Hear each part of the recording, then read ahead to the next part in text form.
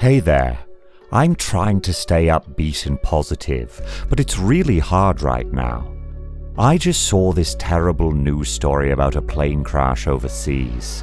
I'd love to say it's one of those things I could never imagine happening to me, but I'm supposed to go on vacation next week and it's all I can think about. While the odds of being in a plane crash are 1 in 11 million, and 90% of all crashes that do happen are survivable, I can't help but run the scenario over in my head. I've also done a ton of research. Here are 7 ways to survive a plane crash. Will I have to start working out? What's the 5-row rule? Do I actually have to stop drinking on planes? All of that and more. First, why not subscribe to our channel and hit the notification bell for more insightful videos? Now, let's start with the first point. Be in shape. Your survival in a plane crash is sometimes determined by how physically fit you are. Now, right off the bat, we are not saying that being out of shape is an automatic death sentence in this situation. However, your physical strength and body type can account for an almost 31% difference in evacuation times. Did you know that you only have an estimated 90 seconds to leave an aircraft before the fire spreads? Needless to say, you want to be as quick as possible. If you are out of shape, your inability to move fast enough may also endanger other passengers. If a whole lineup of people are waiting for you to exit the aircraft, it lessens their chances of getting out alive. After a crash in 1991, emergency workers found the bodies of 10 passengers who died while lined up at the emergency exit. It turns out that one passenger was unable to get through the emergency exit in time, blocking others from getting out themselves. It may sound awful, but it's just one of the many brutal realities of surviving a plane crash. Wear proper clothing. But I don't get it. If my plane's plummeting toward the earth at a 90-degree angle, how's the color of my shirt supposed to make a difference? The color won't make a difference. However, if your shirt is long-sleeved and made of natural fibers, it just may. Follow along for a moment. If you happen to be in a plane crash scenario, the initial impact will not be the only obstacle in your way. Whenever fuel is involved, you can count on a flame or two. Did you know that a large portion of plane crash fatalities are due to fires? Don't panic. There is actually a way to survive. It all depends on the fabric. Clothing made of nylon and polyester is not made to be fire resistant. So, if you need to escape a ball of flames and happen to be wearing fishnets, you might be out of luck. So what do you wear? I can't believe I'm saying this, but when riding a plane, dress for a crash. As terrible as it sounds, it does help. Things such as cotton and wool have no melting point. They also burn very slowly. When your legs and arms are covered by natural fabric, it creates a thick layer that can protect you from burning flames. It might also be smart to wear hard-soled shoes, as sharp metal and debris may also be thrown into the mix. So if you're as paranoid as I am about crashing, it's safe to say that a t-shirt, shorts, and flip-flops are out of the question. Don't drink booze. Whoa, slow down a second. Drinking's the only fun thing to do on planes. That's how I deal with my fear of flying. You and me both, pal. But if you're going to have a chance at surviving a plane crash, you'll need to face some hard truths.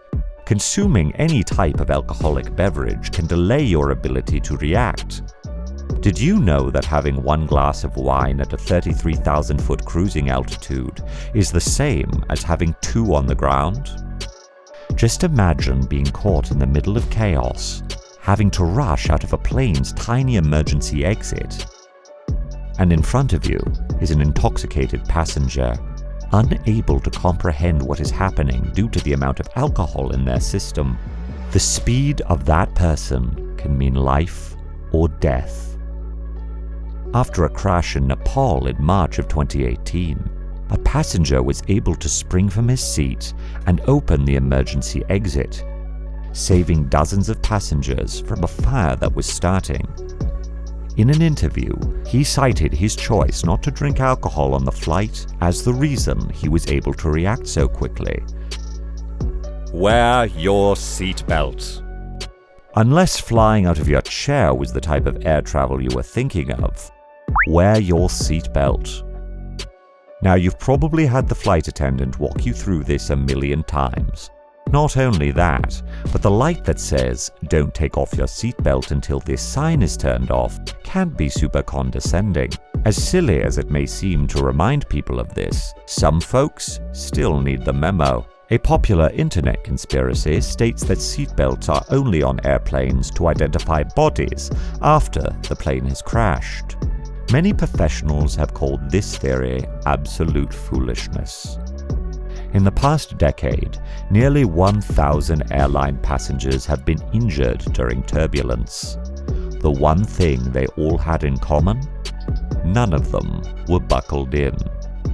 During a Canadian flight in 2015, 21 people were sent to hospital after flying out of their seats during brutal turbulence. If a plane can make you do this just by going through strong winds, imagine what can happen during a crash. In the event of a crash, your best bet would be to have your seatbelt securely fastened, with your chair in an upright position. An airplane seatbelt is designed to withstand 3,000 pounds of force. This will surely increase your chances. Go big or go home. The bigger the plane, the safer. Think of the countless celebrities who have lost their lives flying in smaller planes. While the odds of dying in a private jet are also low, bigger aircrafts have better energy absorption, making it easier to withstand the initial impact. It is also recommended that you choose a national airline rather than a regional one. Regional carriers tend to have a much higher incidence rate. In 2017, the Federal Aviation Administration, or FAA, concluded that 29 US national carriers flew a collective 18 million hours without one fatal accident. Learn the 5-row rule. It's not that complicated.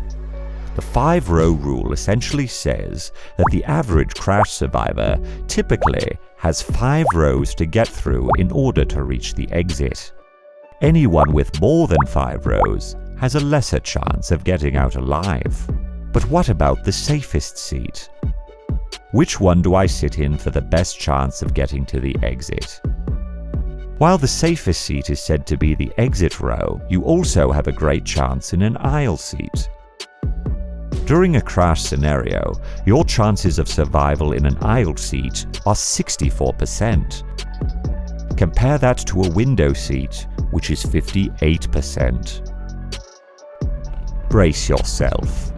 When preparing for a crash, you want to be securely positioned in your seat. You then want to bend over, curling up into a ball facing your knees. This will reduce the speed of your head when the top of it hits the seat in front of you. While many of our tips apply only after you've survived the initial impact, this one could be the deciding factor on whether or not you actually make it that far. Have you ever had an airplane scare? Sound off in the comment section. Enjoyed this video? Hit like, share, and subscribe to Bestie. Wait, what kind of bestie would we be if we didn't tell you about our other awesome videos? Choose the left or the right video and enjoy.